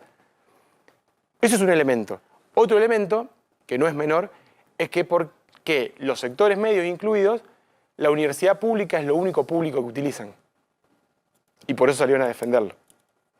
Entonces, el modelo de lo público tiene que ser esa universidad llevada a la educación primaria, a la educación secundaria, a la salud, al transporte. Ahí está el desafío. Ahora, si nosotros no somos capaces de mostrar en ningún lado cuál es nuestro modelo de sociedad, y va a venir Milei a decir que el problema en realidad es el Estado y que si destruimos el Estado, la sociedad va a ser maravillosa. Digo, en Rosario, la ministra de Seguridad de la Nación, Patricia Bullrich, cuando tuvimos la crisis de seguridad hace poquitos meses, donde mataron a 4 civiles inocentes en plena luz, en plena calle, para dar un mensaje mafioso, dijo, esto es un ataque al Estado y hoy vamos a usar toda la fuerza legal del Estado para combatir al narcoterrorismo. ¿Qué fuerza del Estado si su presidente dice que el Estado es una asociación ilícita y hay que exterminarlo? A ver, Juan, te quiero, ya que mencionás el tema, y te quiero preguntar cuál era eventualmente el plan. Esto pasó en las últimas horas en Rosario. Hubo nuevamente incendios a modo de amenaza y apareció este cartel en particular.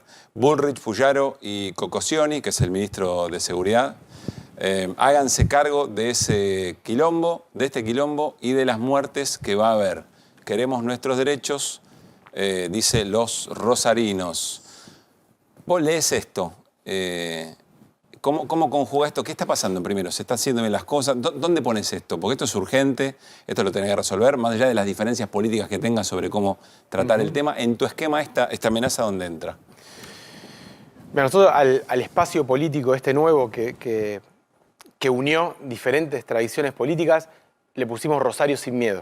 Ese es el nombre del espacio político. O sea, el nombre es un programa político, es una invitación a la sociedad a decir, che, el problema que tenemos en Rosario, si nosotros no somos capaces de deponer nuestras diferencias en pos de un objetivo común, que es recuperar la tranquilidad y poder vivir en paz, no hay proyecto de vida posible. No importa si sos de derecha, si sos de izquierda, si sos empresario, si sos trabajador. Con estos niveles de violencia, cualquier proyecto de vida es inviable. Tenemos que ser capaces de unirnos todos atrás de ese objetivo. Nosotros presentamos un plan muy concreto. Es decir, a la violencia hay que enfrentarla por abajo, por arriba y por el medio. Por abajo, por arriba yendo por la ruta del dinero narco. Si nosotros hacemos que la violencia deje de ser rentable, la violencia desaparece. Entonces creamos una agencia... El lavado, tenés que ir contra el lavado. En Rosario, una de las razones que explica por qué cuadruplicamos la tasa de homicidio es porque se convirtió en una capital del lavado de dinero. Y es muy fácil lavar a través de distintos emprendimientos esa economía ilegal. Nos decían que el municipio no podía hacer nada. Creamos la primera agencia municipal contra el lavado de activos. O sea, una herramienta que antes no teníamos, que ahora la tenemos. Por otro lado, por abajo, urbanizando los barrios populares, reconstruyendo el tejido social, no solamente llevando agua y pavimento, sino llevando oportunidades ahí donde no existen para poder reentramar la comunidad y que a un pibe no le ofrezcan $200.000 pesos para ir a matar a una persona al azar y ese pibe lo acepte. Hay algo que se rompió que hay que retejerlo. Para eso necesitas muchos recursos. ¿Dónde los sacás? Para eso necesitas recursos, pero para eso primero necesitas una estrategia, antes que los recursos. Porque muchas veces los recursos están y las estrategias no están.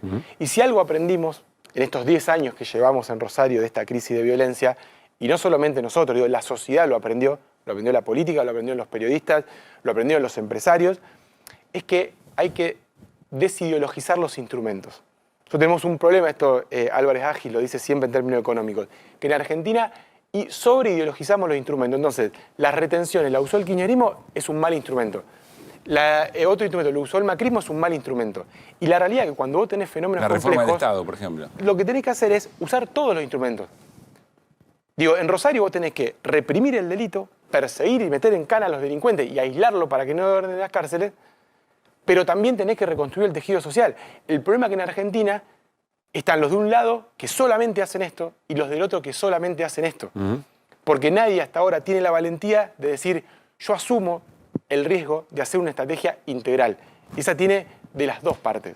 Porque si solamente perseguimos a los pibes que venden y los metemos presos, que es lo que se viene haciendo, Santa Fe triplicó la población carcelaria en este tiempo.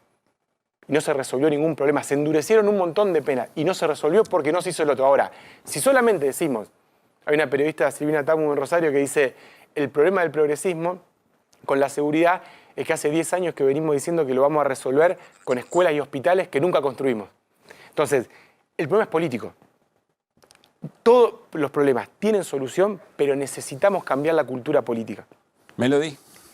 Si es tan simple, si vos me decís, che, si vos armás un perímetro acá, es incluso más sustentable que hagamos huertas, que demos comida. ¿Por qué no está sucediendo? ¿Por qué nunca jamás sucedió?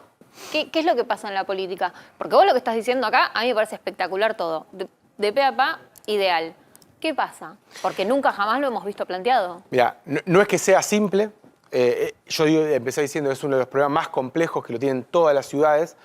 Lo que yo creo es que la política prefiere muchas veces estar en su zona de confort ideológico.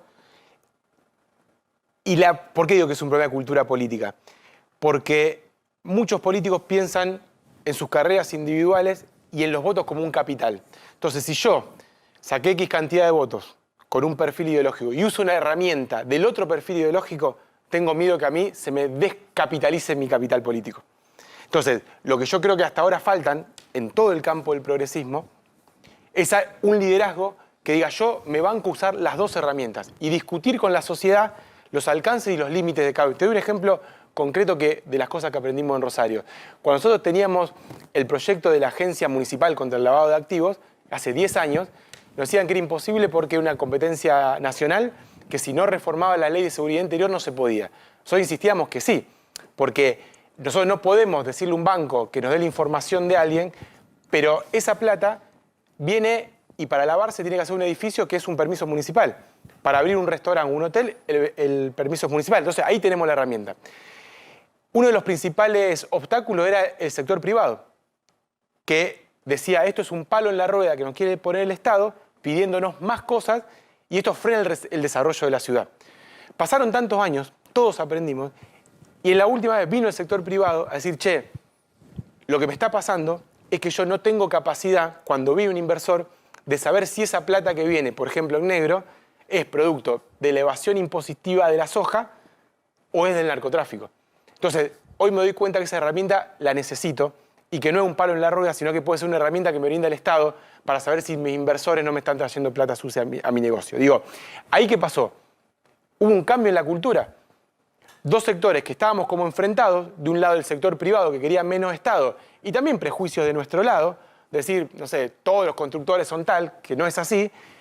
El problema en Rosario es tan grande y lleva tanto tiempo que todos tuvimos que bajar un poco el umbral de los prejuicios y sentarnos en una mesa a ver cómo lo discutimos. Que no es bajar bandera. Que no es bajar bandera. Digamos, es entender que los problemas son muy complejos y que vamos a tener que inventar cosas nuevas. Porque ¿por qué no resolvió? Porque yo muchas veces siento que estamos buscando los instrumentos en la caja de herramienta equivocada. Esto no quiere decir que hasta ahora se hizo todo mal. Hay experiencias focalizadas en distintos lugares. En tal provincia se hizo esto con vivienda, en tal lado con seguridad, pero falta la mirada integral de todo eso. Y eso necesita un liderazgo, eso necesita que se vea que es un tema de todos. Por eso nosotros también traemos este debate a la capital, porque lamentablemente este es el escenario público del poder y uno de los grandes problemas para resolver los problemas es que lo que no pasa en capital no existe. Nosotros esta crisis la llevamos hace 10 años. Y esporádicamente, cuando hay un caso que escandaliza más, viene a la agenda, los gobiernos actúan. Y no solamente este gobierno, el anterior y el anterior. Siempre actúan de la misma manera. Por eso también es una cuestión de cultura política. Por otro lado, Juan, si vos lo que estás diciendo es que el dinero del narcotráfico fue un grave problema, lo que va a suceder si se aprueba la ley bases en el Senado con en el paquete de inversiones es automáticamente lo mismo que vos decís. Claramente. Se va a cuatriplicar nacionalmente. Es una contradicción decir que vas a dar una guerra contra el narcoterrorismo, que es lo que dijo Bullrich, y al mismo tiempo pretender aprobar una ley que dice no me importa de dónde viene la plata, yo quiero que entre al país. Ahora, después faltan dirigentes valientes, por ejemplo, el intendente de la ciudad de Rosario tendría que haber salido públicamente, venir al Congreso de la Nación y decirle a todos los diputados de la Nación, esta ley perjudica lo que está pasando en Rosario y esto que ven todos por televisión y que a todos les parece terrible, esta ley que está saliendo ahora nos perjudica. ¿Por qué no lo hace? Por especulación. Fer. Sí, a ver, vos estás hablando de algunos comportamientos de los políticos justamente por cuidar su proyección y algunas elucubraciones que hacen que uno ve que se alejan de la realidad. Ahora, ¿qué nos pasó en la Argentina para que, digamos, haya un gobierno que baja las jubilaciones de esta manera, quita los aportes para que la gente pueda andar en colectivo, corta los alimentos a los comedores, le deja de dar remedios a la gente que tiene cáncer y los políticos van al Congreso y van y levantan la mano como si no pasara nada? Digo, ¿qué pasó? ¿Cambió la vara? Porque hay cosas que yo digo, me llama la atención. Yo ni a ningún partido creo que hay cosas que pensé que nadie iba a aprobar alguna vez. Y hay barbaridades que uno dice, bueno, las convalidaron. Entonces, ¿dónde estamos viviendo? Porque si no, pareciera que el responsable es Milei. Pero gente como Puyaro y todo, que uno dice, che, uno los escucha hablar, parecen normales, después se ven como obligados a votar cosas que uno no comprende. Sí, a ver, todos los que todo el tiempo hablan de la institucionalidad, de la importancia de tener instituciones sólidas y le dan superpoderes para que una persona cambie prácticamente la Constitución a su antojo. Digo, ¿y por qué pasa eso? ¿Qué les pasó? Yo creo que eso pasa porque en Argentina incumplir el contrato electoral no tiene costo. O sea, los candidatos van por fuerzas políticas que tienen una serie de principios y valores y en el momento que llegan no tiene ningún costo hacer todo lo contrario. Digo, yo creo que eso hay una falta de control social de la democracia. Yo creo que eso es un problema. Y yo te digo, conozco bastante a los políticos y cuando actúan más por miedo que por convicción. Si no hay una fuerza social en la calle impugnando su actitud, la mayoría de la clase política siente que tiene un cheque en blanco de 4 años para hacer lo que quiera. Parte de la crisis de representación política es esta idea de la democracia delegativa. O sea, votame y ahora más encárgate vos, que hay una parte de la sociedad que hace eso, y otra parte del político, bueno, vos votame, pero yo tomo las decisiones durante estos 4 años.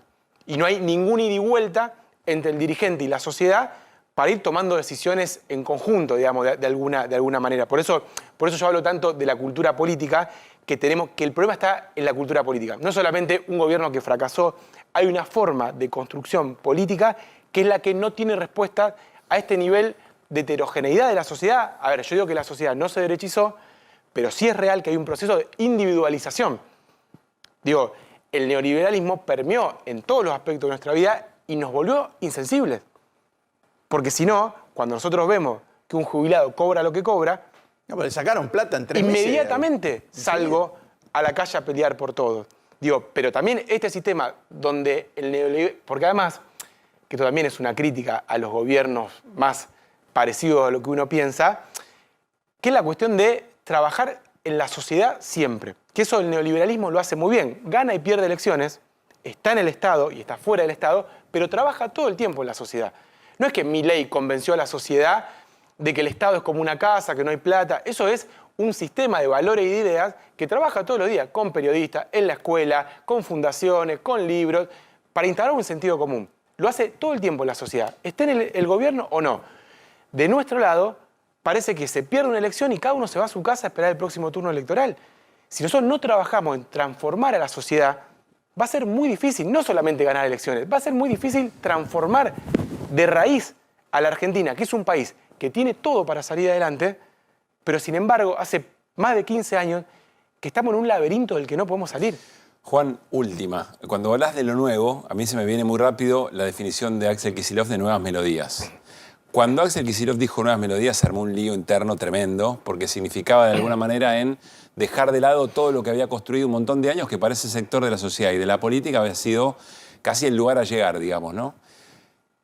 ¿Qué relación estableces entre lo nuevo que hay que construir y las experiencias pasadas dentro del campo del progresismo, de la mirada crítica? ¿Tirás gente por la ventana? ¿Qué haces? No, creo que todo lo nuevo se construye con lo mejor de la tradición. Acá, si nosotros podemos estar hoy peleando para que no se lleven puesto un montón de derechos fue porque alguien peleó antes para que eso exista. Digo, nosotros hoy podemos pelear por lo que falta porque alguien luchó antes. Digo, no es que lo nuevo viene a reemplazar a lo anterior. Ahora, en todos los cambios históricos, en todos los países del mundo, hay un componente de innovación política, de quiebre con lo que se venía haciendo que es necesario. Por eso creo, humildemente, que lo que hicimos en Rosario, con Rosario Sin Miedo, de que un partido nuevo, con tradición política, peronismo, movimiento social y demás, se juntan y crean juntos algo nuevo, donde nadie pierde la identidad, sino que juntos construimos más. Hay una frase de Hegel que dice, para definir el amor, ¿qué es el amor? Dice, el amor es dejar de ser para ser más. Y eso, para mí, define mucho de lo que hay que construir. Cada uno con su bandera, con su identidad, con lo que le enseñaron de chiquito en la casa. Capaz que empezó a militar ahora, la política no le interesaba, no le interesa la política, le interesa ayudar en un club de barrio. Digo, entre todos esos tenemos que construir lo nuevo. Lo nuevo no anula lo anterior, pero la historia avanza innovando y sobre todo avanza cuando podemos hablar con los que no están convencidos. Si no, nos quedamos siempre hablando entre nosotros y si nosotros no hablamos, le habla otro. Juan, muchas gracias por haberte quedado un ratito más en Buenos Aires y por haber estado acá. No, muchas gracias muy bien. a vos. Bueno, nos vamos a ir, Nos vamos a ir al tema consumo con el señor Fer Cerolini. Nos da algunos consejos. ¿Por dónde arrancamos, Fer? ¿Por dónde arrancamos, Fer? ¿Por dónde vamos a arrancar? Vamos a arrancar con la espinaca.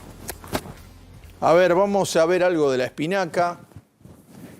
Qué rica es la espinaca. Sí, es muy rica la espinaca. Bueno, acá está pasando esto. La espinaca te la venden por paquete. Che, es como la selga, se vende paquete. ¿Cuánto pesa el paquete de espinaca? Kilos A, ¿no? Y la de acelga tampoco. Che, me llevé un paquete, dos, pero a veces el paquete es más grande, a veces más chico. Claro. Bien, y aparte además, cuando la hervís... la hervís y además le tenés que sacar los tallos. Gran verdad. Entonces, sobre todo a la selga. ¿Qué está pasando? Están vendiendo la espinaca, por ejemplo, estamos hablando, esta es Granja del Sol, vale 4.800 pesos el kilo porque vienen paquetes de medio kilo. Entonces, la señora Yolanda me dice en casa, che, mirá que para hacer una tarta estoy comprando 4 paquetes de espinaca y está a 1.500 pesos, sale 6 lucas. Claro. Yo con una de estas de 2.500 pesos, 2.000... A ver, no se está viendo el precio. Por kilo. 2.449, ahí lo estoy viendo, sí, lo tengo más lejos. 2.449, entonces me alcanza para hacer una tarta. Digo, bueno. ¿El paquete ese tiene 1 kilo, no? No, medio. Medio, ahí tenés por el kilo es lo que vale. Casi 5 ¿Estamos de lucas. acuerdo? Bueno, Sí. entonces esta es la espinaca esta de Granja del Sol, estaba a 2.449 y te hacen el 15, es decir, que pagás 2 lucas. Te sale mucho más barato hoy que comprar en la... Que no debería, ¿no? Y no. Es que esta distorsión que se produjo de Y precios. tenés Pasemos a packaging, la tenés todo. espinaca traída de España, que está al lado, creo que es. Mire, esta es... ¿Qué diferencia? Estas son 400 gramos. Sí. Es un poquito más cara si la tomas. Porque algunos dicen, Sí, che, claro. con una voy a hacer una tarta más chica, me compro esta, bien. Coto hizo esto con espinaca traída de España. Dice, espinaca origen España, dice al costadito, ¿ve? Donde Sí. dice 1979 al costado. Así que es una de las que trajeron importada. Yo dije, bueno, le elegí la criolla porque digo, no, tanto que se vengan... Qué poco sustentable igual, porque tenés que considerar que traen en el barco... No, bueno, de pero nafta, por la diferencia de... Sí, muy bueno, poco pero- sustentable. Le hace muy mal al medio ambiente esto. Ya se le hace mal al medio ambiente, pero lo que hicieron ahora, abrieron todas las importaciones Sí, claro. para tratar de bajar los precios. Bien, entonces estaba esto con la selga también y me di cuenta que está en un momento donde la diferencia es enorme ir a comprar, porque hay días que no está a 1.500 el paquete, en la verdulería está a 1.000, pero es 4 lucas contra 2. Sí, claro. Estás pagando el doble. Y lo mismo está pasando, lo vi hoy con el brócoli, porque el brócoli daba 5.000 pesos el kilo, que es lo mismo que el brócoli fresco, pero el brócoli fresco le tenés que sacar esos tallos que trae, que son Lo que viene acá en el paquete va todo... todo ya está todo procesado sirve. y está bien. Estos son trabajos importantes que se O sea, hacen. acá la recomendación es ver cuánto está el paquete y después ver qué pasa en la verdulería. Te sale mucho más barato hoy Porque hay días y comprar días esta. en la verdulería, ¿no? Sí, hay días y días. Hay pero- que tener en cuenta que esto tiene muchos químicos igual porque es No, como no tiene químicos, ultraprocesado. no. Esto ¿Viene no solo? no está procesado. Esto es servido nada más, está hecho cerrado al vacío, no. Esto no tiene procesado como tampoco tienen los ¿Y cómo se tomates conserva perita. tanto tiempo? Y porque enseguida se frisa y Se queda congela, ahí. claro. Hacen toneladas. Me bajo. Pasemos al otro. A ver con qué A ver, ¿qué seguimos. más? Otra cosita que hayamos visto. Bueno. Mire, estemos en esto. Están vendiendo estos untables que están en oferta, 778 pesos. Es un 35% de descuento. ¿Y qué pasa? Un Gruyère vale 13 lucas. Entonces, si usted se compra un untable, el kilo de Gruyère vale 13 lucas. Acá está el por kilo 4.300 pesos, la tercera parte. Sí. Y se lo compra saborizado con Gruyère, por lo menos se acuerda cómo era el Gruyère, se come una galletita y se ahorró 8 lucas. Acá más emotivo. No es exactamente igual, pero no está es bien. igual, bueno, pero estamos en épocas complicadas. Sí, claro. Sigamos con otro queso, había otro con sabor, a ver si había alguno tipo Roquefort. El de Gruyère. Ahí está, queso azul. Bueno, no llegó al Roquefort, cómprese este 4.300, se ahorra 8 luquitas y se acuerda cómo era el sabor del Roquefort en la ¿Está queso 12? Está 12, sí, tranquilamente, sí. Bien. Y un buen Roquefort a veces un poquito más. Vayamos acá. Esto también me pareció barato, esto está 4.000 pesos. Este es un queso crema. Queso crema. Digo, pero la mayoría de los quesos está cerca de las 8 o 9 lucas. Imposible. Un queso crema a 4.000 pesos me parece que están haciendo ofertas ¿Y aceptable? importantes. ¿O el sabor Sí, viene aparte? no, este Aceptable. Muy es bien. cordobés, son buenos. En No, el mayorista bien. hay algunos de rápido consumo que te los venden mucho más barato, como consumirlo muy rápido. Yo Bueno, el otro día algunos sí, fui pero no y- es, sí, ahora, No, le voy, no a, es ahora este le voy a caso. mostrar un caso de esto. Bien. Acá traje también. Me gusta poner Y me una compré tutea. varios, me compré como 8 paquetes. Me gusta poner Ahora- la tutea, Melody, ¿viste? No, yo hablo de usted a Muy todos, bien. a mis amigos. Eso me dijo un día. ¿A quién me dijo uno que me dijo usted no? A Marra creo que fue, alguno. Sí, me dijo eso, Marra. Me dice, ¿por qué no me tutea? Porque no soy su amigo. Y además, como piensa, jamás sería su amigo. Bien. Vamos acá, yogur entero. Bonus track, sí. Bien, bonus track. Esto está relativamente barato. Si estamos pensando que una leche larga vida vale 1.700, 1.800 pesos, 3.100 pesos por kilo, está en 3.72, pesa 120 gramos el yogur. Últimamente esto se estaba viendo a 500, 550 pesos. Entonces me parece que esta oferta, 40% de descuento, No está mal. No está mal, ¿no? Y yo Es tengo- perdón, ¿es una oferta así como así o con segundo producto? Con, No, así? algunas veces se ponen 40. Esta es 40% de descuento, ya no te obligan al segundo porque a veces no llega la gente. A ver, pasemos a otro. ¿Qué más? A ver qué más hay. Había una... Las tapas de empanada. Mire, esto es un regalo. ¿Cuánto vale el kilo de pan? 2 lucas y pico. Sí. Bueno, acá terminó el precio por kilo a 1.370. ¿Por qué? Son empanadas. Esta es, creo que eran Mendía. Es una más. Bueno, se ve la foto, la verdad que yo no la saqué tan adelante. Le metieron el cartelito. Bueno, son Mendía, que es una marca importante y buena. ¿Qué pasa? Tienen fecha de vencimiento el 10 de mayo. Ah, hay que 11 de meterle mayo. pata. Le queda una semana. Entonces 2 por 1. Estas cosas que no le gustan a Caputo. Sí. Estas son 2 por 1, así que la compré. Esto con quedó. doble gusto. Esto se toqueó, no lo Me vendieron. compré un montón. No, pero No, digo, vos el supermercado te No, gustó. compran y a veces no sale o bueno, y les queda una cantidad y cuando hay A oferta. empieza oferta, ¿para qué? Pero esto se puede frizar. Si vos lo compras 10 días antes, en el freezer puede durar 3 meses más, ¿entiendes? Claro, sí. Entonces lo que digo es que lo compré con doble placer, 703 pesos, 12 eran 12 empanadas. Por un lado porque era muy barato y por otro lado porque a Caputo no le gusta. Muy bien, bueno, buenos consejos, para viernes, para ir al fin de semana. Y el a buscar vino, con 2 tiempo. más, 2 consejos la del más. vino, sí. Está el vino al 40%, yo eso lo he comprobado en Disco, lo he comprobado en Jumbo, lo he comprobado en Coto, lo he comprobado en Carrefour. Cuando dicen 4x2 o dicen 40% menos, es cierto, no es que te suben el precio ese día para ¿Más bajarte. barato que el chino? Mucho, mucho más barato que el vino. Igual Sí. hay que chequearlo. A la gente que Hay lo que abrirlo chequee ahí en bien. la góndola. Agarrás, ¿Cómo hacer el agarrás, Chequee bien las cosas. ¿Cómo lo chequeas el- ratoneando. Yo fui al mayorista con el teléfono. Agarrás ratoneando, y que tiene toda la googleando. comparación de supermercados y además Ah, buscás... pensé que chequea la calidad. Está No, muy no. bien. Ah, no, Sabría no, ir a chequeo los escuchar en precios La en calidad todos de los lados, vinos ya porque- están chequeadas Muy bien. hace muchos años. Sí, claro, ya sabemos Pero que... por eso, entonces digo, esa es una cuestión y otra ver esto de, miren, 2 consejos más. Uno tiene que ver con, hoy gasté, tengo gente en casa también, te gasté como 70 lucas, Sí. 29 lucas le tocaba el descuento del 15 con el débito. Ahora están todas más cancheras las pibas en las cajas de los supermercados y te hacen, dice, ¿quiere la boleta única? Sí. Entonces vos te hacen una boleta sola y te dicen, pague con débito primero y te hacen lo que tiene descuento. Lo demás con crédito a 45 días porque cambió ayer la tarjeta. Está bien. Entonces no le regales la plata, hacete, Sí, no claro. sé, así te dé el 4%. Pero qué bien que te hace una sola boleta y te una mete sola todo el boleta y te descuento. hacen pero tenés que pedir. Claro. Y otra cuestión es, los supermercados tienen ese 15% que ofrecen a su comunidad que se puede sacar en el momento. Lo podés hacer, llegaste a un supermercado, le dices, ¿cómo se saca esto? ¿Tenés No lo tarjeta tengo? de comunidad? No, la sacás La ahí. sacás, Y ya te sea la aplica de el comunidad, la que tiene Carrefour, todo eso. Vos vas y llegás en el momento porque te llega un mail y con ese número, como ahora no tenés que tener el plástico, la chica ya te puede hacer el descuento. Bueno, la mayoría eran las que te digo, sí eran cajeras mujeres.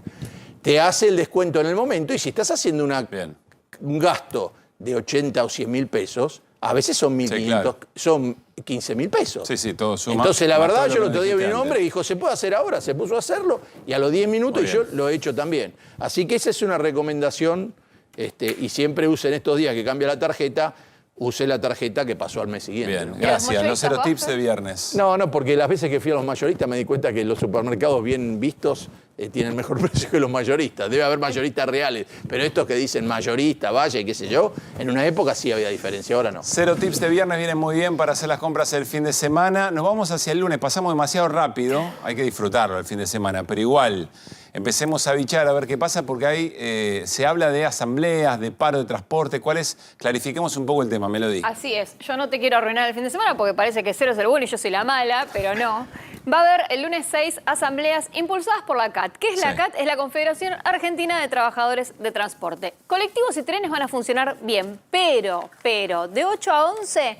la línea Sarmiento va a sufrir algunas demoras. Bien. ¿Qué es lo que pasó? Sacia, el titular de la CAT, lo que confirmó es que iba a haber asambleas. Incluso dijo que iban a estar volanteando. Dijo, en vez de parar, mejor que la gente sepa por qué estamos luchando y iban a estar volanteando para que todos los pasajeros se puedan ahí aprender un poquito más.